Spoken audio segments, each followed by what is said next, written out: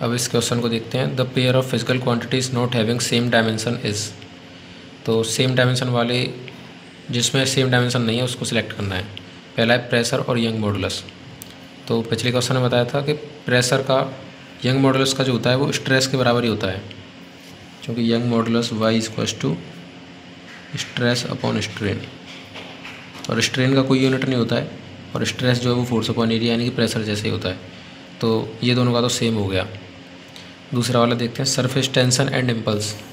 तो surface tension होता है force upon length, per unit length जो फोर्स होती है, और इम्पल्स होता है फोर्स इनटू टाइम। तो ये दोनों तो अलग अलग हो जाएंगे, यानी कि आंसर यही है। और टॉर्क और एनर्जी का भी सेम ही होता है, एंगुलर मोमेंटम और प्लांक्स कांस्टेंट का भी सेम होता है। अब इससे अगला क्वेश्चन देखते हैं। इसमें कह रहा है the expression given below shows the variation of velocity v with time t।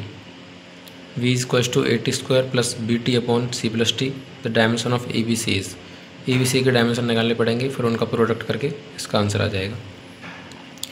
तो जो वेलोसिटी का डायमेंशन है वही at² का होना चाहिए और वही bt upon c plus T का होना चाहिए। ऐसे काफ़ी क्वेश्चन कर चुके हैं हम। तो वेलोसिटी का जो डायमेंशन है वो है lt-1।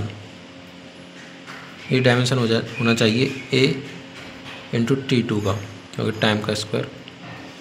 यहाँ से a का डायमेंशन आ जाएगा lt-3।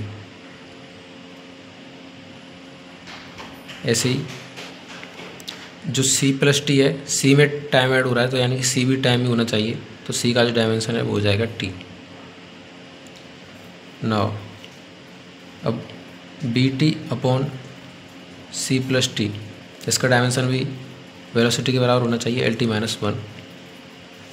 तो ये है bt और नीचे भी टाइम भी है, क्योंकि c भी टाइम है और t भी टाइम है। तो t के टाइम डायमेंशन से t का डायमेंशन कट जाएगा, यहाँ पे सिर्फ b का डायमेंशन बचेगा, वो वेलोसिटी के बराबर हो जाएगा lt-1। तो अब a b c तीनों के पता चल चुके हैं, हम a b c का निकाल सकते हैं। a b c equals to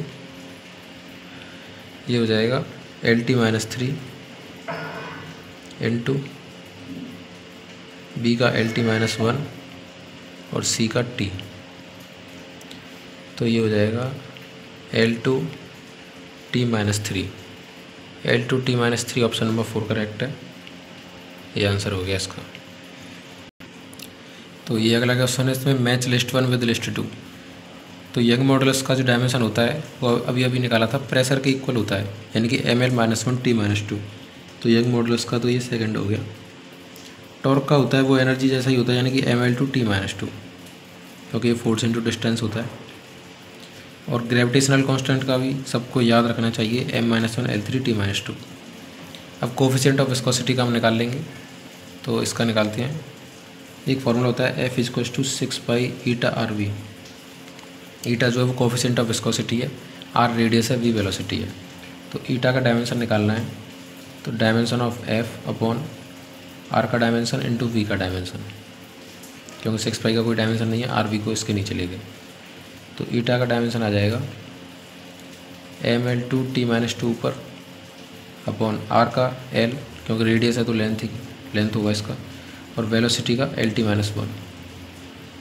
l से l² कट गया, t-1 से ये t-1 बचा, तो इसका आ गया mt-1। सॉरी, यहाँ पे mlt-2 होता है फोर्स का, तो एक l यहाँ पे l की पावर -1 हो जाएगा, यानी कि ml-1t-1। तो ये हो गया ml-1t-1 कोफिशिएंट ऑफ विस्कोसिटी का फर्स्ट।